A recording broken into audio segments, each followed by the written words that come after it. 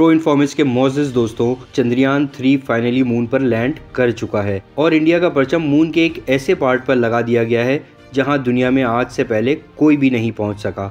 ये मिशन सिर्फ इंडिया के लिए ही नहीं, पूरी दुनिया के लिए एक बहुत बड़ा इवेंट है। वैसे तो भारत दुनिया का चौथा मुल्क है जो चांद पर सेफली लैंड हुआ है, मगर भारत दुनिया का वो पहला मुल्क है जो चंदा मामा के साउथ पोल पर लैंड हुआ है। भारत ने चांद के जिस पार्ट पर लैंड किया है, आज से पहले वहाँ की मालूमात किसी भी मुल्क के पास नहीं थी कि वहाँ टेम्परेचर कैसा है, वहाँ की ज़मीन कैसी है, क्या वहाँ कोई एलियन हमारा इंतज़ार कर रहा है। ये मिशन चंदा मामा को नेक्स्ट लेवल पर एक्सप्लोर करेगा। दोस्तों, इस मिशन में क्या स्पेशल है, इस मिशन में कौन सी टेक्नोलॉजी इस्तेमाल की गई है और ये कैसे दुनिया को नेक्स्ट लेवल की इंफॉर्मेशन देने वाला है, जानेंगे आज की इस वीडियो में। वैसे मैं भी पर्सनली बहुत ज़्यादा एक्साइटेड हूँ। दोस्तों, बचपन में सुना था चंदा मामा दूर के। ये जो दूर के चंदा मामा हैं, इसका एक पार्ट हमें दिखता है चमकता हुआ। इसका दूसरा पार्ट जहां मुकम्मल अंधेरा है, वो आज से पहले कभी एक्सप्लोर नहीं हुआ।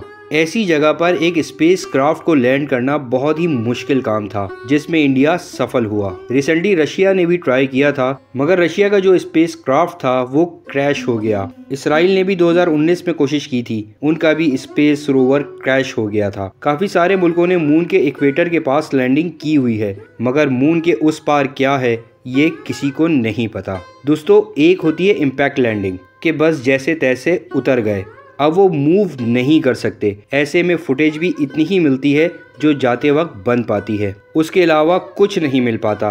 मगर इंडिया ने जो किया है वो बिल्कुल अलग है। इंडिया ने चांद के साउथ पोल पर लैंडिंग की है, जहां टेम्परेचर 20 नहीं, 30 नहीं, -232 सेल्सियस है। इस टेम्परेचर में मशीनें चल भी नहीं पाती। इस टेम्परेचर पर ज़मीन से कनेक्शन बनाए रखना बहुत ही मुश्किल काम है, और वहाँ साउथ पोल पर भी सरफेस कैसा है ये भी तो किसी को मालूम नहीं, क्योंकि अब तक तो कोई वहाँ गया ही नहीं। जो गया वो भी क्रैश हो गया।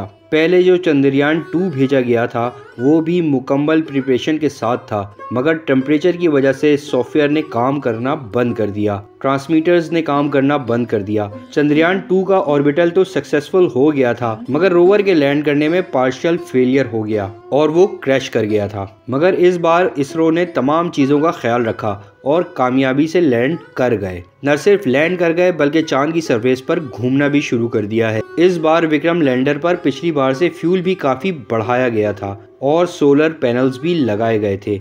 सॉफ्टवेयर को भी बहुत नेक्स्ट लेवल पर अपडेट किया गया था, मतलब ज़मीन पर बैठकर लाइव लैंडिंग देखी गई। एक एक किलोमीटर, एक एक मीटर की फुटेज सामने आई। विक्रम का टोटल वेट 1725 केजी है। इस बार लैंडर और ऑर्बिटर का सॉफ्टवेयर भी अपडेट किया गया, जिसकी वजह से राब्ते में कोई दिक्कत नहीं आई और जमीन पर बैठकर लाइव लैंडिंग देखी गई। अब बात करते हैं इसके कंपोनेंट्स की। लैंडर जिसका नाम विक्रम है, रोवर जिसका नाम प्रज्ञान है। दोस्तों, अब सवाल आता है कि इस मिशन की लाइफ कितनी है। तो भारतीय चंद्रयान की लाइफ सिर्फ 15 दिनों की है, क्योंकि वहाँ 15 दिनों का ही दिन होता है, यानी 15 दिन धूप रहती है और बाकी दिन रात रहती है। जैसे ही दिन हुआ वैसे ही इसने लैंड किया और अब ये अगले 14 दिन काम कर पाएगा। ये अपनी पावर धूप से ही लेगा, क्योंकि इस पर सोलर पैनल्स मौजूद हैं। 14 दिन बाद इसका मैकेनिज्म काम करना बंद कर देगा, क्योंकि धूप नहीं होगी, और मैक्सिमम डाटा ये 14 दिनों में ही फराहम करेगा। साइंटिस्ट का कहना है कि हमें होप है कि 14 दिन के बाद भी ये चलता रहे, मगर ये सिर्फ होप है। इन 14 दिनों में चंद्रयान हीलियम, वाटर और बहुत सी रिसर्चर्स करेगा। इसके अलावा वो और क्या क्या करेगा इसको समझते हैं। कोई भी सैटेलाइट या प्लेनेट, जैसे कि मून एक सैटेलाइट है,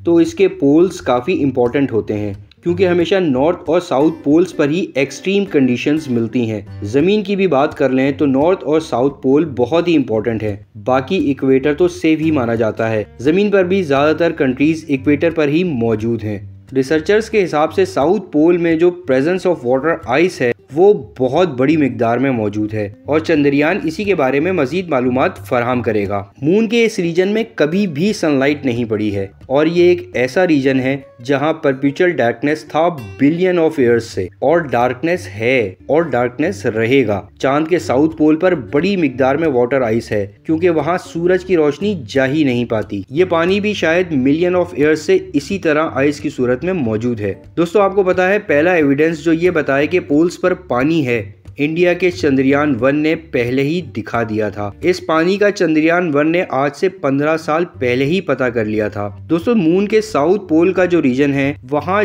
जो भी मून क्रिएचर्स हैं वो बिल्कुल अनटच्ड हैं। वहाँ इससे पहले कोई भी ऑर्बिटर या रोवर नहीं गया। इवन इससे पहले कभी सनलाइट भी टच नहीं हुई। ये रीजन सनलाइट से भी अनअफेक्टेड है और जो एस्टेरॉइड मून से टकराते हैं उनसे भी अनअफेक्टेड है। अमूमन किसी भी प्लेनेट पे जब कोई भी तब्दीली होती है या एस्टेरॉइड्स टकराते हैं तो वो इक्वेटर से टकराते हैं और पोल्स डिस्टर्ब नहीं होते। तो सोचे कि यहाँ जो जानकारी मिलेगी वो कितनी नेक्स्ट लेवल की होगी। रिसर्चर्स के मुताबिक वहाँ hydrogen, ammonia, methane, sodium, mercury, silver, इतनी सारी चीजें मौजूद हैं और इसीलिए इस जगह को the place for untapped resources माना जाता है। यानी ऐसी जगह जहाँ खजाना मौजूद है मगर कोई भी इसे टैप नहीं कर पाया। दोस्तों, हमारे यूनिवर्स में ऐसे बहुत से एलिमेंट्स हैं जो जमीन के लिए रेयर हैं, जिन्हें हम रेयर अर्थ मिनरल्स कहते हैं। मगर हमारे यूनिवर्स में ऐसी बहुत सी जगह हैं जहां वही चीजें बहुत बड़ी मिकदार में मौजूद हैं। आपने उस प्लेनेट के बारे में तो सुना होगा जो पूरा डायमंड का बना हुआ है। इसे डायमंड प्लेनेट कहते हैं। जमीन के हिसाब से तो ये प्लेनेट खरबों डॉलर का होगा। पूरी जमीन पर जितना डायमंड और पैसा है उससे भी कहीं ज्यादा वहाँ मौजूद है। डायमंड जमीन के लिए रेयर है मगर वहाँ के लिए नहीं। तो चांद भी बिल्कुल ऐसा ही है। चांद में भी ऐसे कई मिनरल्स हैं जो जमीन के लिए रेयर हैं लेकिन चांद के लिए नहीं, जैसा कि स्कैंड्रियम, येट्रियम, ये दोनों इन्हीं रेयर मिनरल्स में से एक हैं। ये दोनों इंजन्स में इस्तेमाल होते हैं। इसके अलावा इलेक्ट्रॉनिक डिवाइसेस में इस्तेमाल होते हैं और मिलिट्री के पास जो राडार सिस्टम होता है उसमें भी इस्तेमाल होते हैं। इसके अलावा हीलियम 3 जो कि एक रेयर एलिमेंट है। ये एक ऐसी गैस है जो कि क्लीन और पावरफुल फ्यूल के तौर पर इस्तेमाल होती है। कहाँ पर? न्यूक्लियर फ्यूजन रिएक्टर्स में। ये गैस जमीन में बहुत कम है मगर चांद में बहुत बड़ी मिकदार में मौजूद है। ये एक ऐसा एलिमेंट है जिसको मैजिकल एलिमेंट माना जाता है। हीलियम 3 सूरज के कोर में पाया जाता है। वहां से ये रेडिएट होता है दूसरे प्लैनेट्स की तरफ। हीलियम 3 एक चार्ज पार्टिकल है जो हमारी जमीन के मैग्नेटिक फील्ड से डिफ्लेक्ट हो जाते हैं। क्योंकि हमारी जमीन की मैग्नेटिक फील्ड हमें प्रोटेक्ट करता है ऐसी चीजों से, तो ये हीलियम 3 जमीन पर हिट ही नहीं हो पाता। मगर चांद जहाँ मैग्नेटिक फील्ड मौजूद नहीं है वहाँ हीलियम 3 बहुत बड़ी मिकदार में मौजूद है। और हीलियम 3 इसलिए भी इतना ज्यादा इम्पोर्टेंट है क्योंकि जब न्यूक्लियर फ्यूजन रिएक्टर्स में इसको यूज किया जाता है तब इससे क्लीन एनर्जी निकलती है विदाउट एनी पोल्यूशन, क्योंकि हीलियम 3 फ्री न्यूट्रॉन प्रोड्यूस नहीं करता। तो दोस्तों, आप सोचे चंद्रयान 3 बिल्कुल एक ट्रेजर बॉक्स में पहुंच गया है। मगर इस चांद पर सॉफ्ट लैंडिंग कितनी मुश्किल थी और अगर इसमें इंसान भी मौजूद होते तो ये काम कितना रिस्की होता। दोस्तों, क्या आपको कभी मौका मिले ऐसे मिशन पर जाने का तो क्या आप जाएंगे? हमें कमेंट्स में जरूर बताइएगा। वीडियो पसंद आई हो तो वीडियो को लाइक, शेयर और चैनल को सब्सक्राइब जरूर कीजिएगा।